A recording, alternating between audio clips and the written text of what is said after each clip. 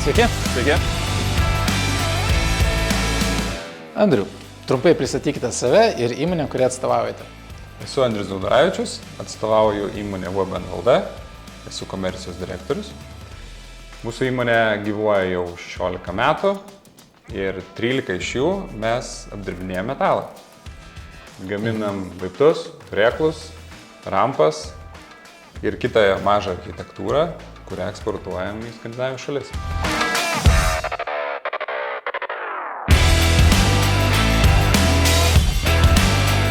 Visas procesas iš tikrųjų skirstosi į pirminę stadiją, tai ir projektavimas, kur mes 3D aplinkoje projektuojam savo laiptus, turėklus ir visus kitus gaminius. Ir tada viskas keliauja brėžinių pavidalų į gamybą. Gamyboje turim 2 lazerius, vieną lakštinį, vieną vamzdinį. Turim 3D lenkimą vamzdžio, turim lakštinį presą, suvirinimą, turim apdirbimą po suvirinimo, tai šrotavimas, meliavimas. Turim miltelinį dažymą patys. Galbūt galite pasidalinti įdomiais projektais, kuriuos teko įgyvendinti.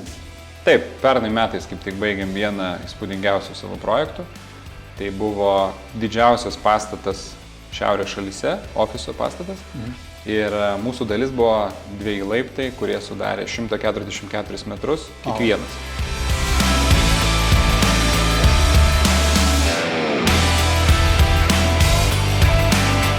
Kadangi jūs esate gamybinė įmonė, tai manau, jūs ir taiko daug visokių galbūt ir standartinių, nestandartinių technologinių sprendimų pas save. Kodėl mus renkasi lyginant su kitais, tai yra pats projektavimas ir tarp savo esamų konstruktorių mes turim vieną konstruktorių, brūkšnelis programuotoją, kuris tą 3D aplinką netgi paprogramuoja šiek tiek ir prideda funkcijų, kurių mums reikia gamyboje. Gaunam iš 3D modelio supjovimo failą, kuris optimizuoja medžiagas. Mes automatiškai turim labai mažai atliekų. Šiais metais mes ant stogo užsikėlėm 380 kW saulės elektrinę ir jinai šiuo metu pagamina apie 70–80% visos elektros energijos, kurios reikia gamybai. Kalbant apie įprastinę krovos ir logistinę techniką, ką naudojate pas save? Tai naudojam savo gamyboje lindę, šaklinius krautuvus, 4,5 tonus, 2,5 ir 1,5 tonus krautuvus. 2 iš jų yra elektriniai, vienas yra lauko darbam, krovimo dujinis. O kodėl lindė? Lindė, nes tai vienas pirmųjų krautuvų mūsų buvo.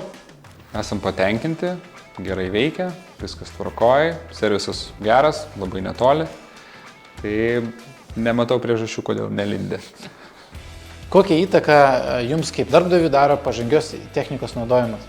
Svarbiausia, kad darbuotojas dirbdamas su technika jaustųsi komfortiškai, jam būtų patogu, jis turėtų labai gerą matomumą ir visa tai iš tikrųjų telpa po žodžiu lindę. Didelis privalumas yra tai, kad jie yra elektriniai ir mums naudojant įmonės viduje, gamyboje, tai yra tiesiog neatsiejama dalis. Labai ženklus buvo pagerėjimas tiek laiko, kiek mes kraunam sunkvežimius, kadangi kai nusipirkom 4,5 tonos lindę krautuvą, jis turėjo labai gerą funkciją praplėsti šakes ir mūsų gaminiai iš esmės kraunami nestandartinės paletės, kurios yra iki 6–7 metrų ilgio ir standartinis krautuvas to negali atlikti. Tai vat, tas 4,5 tonos lindės krautuvas su šitą užduotim susidaroja iš tikrųjų puikiai.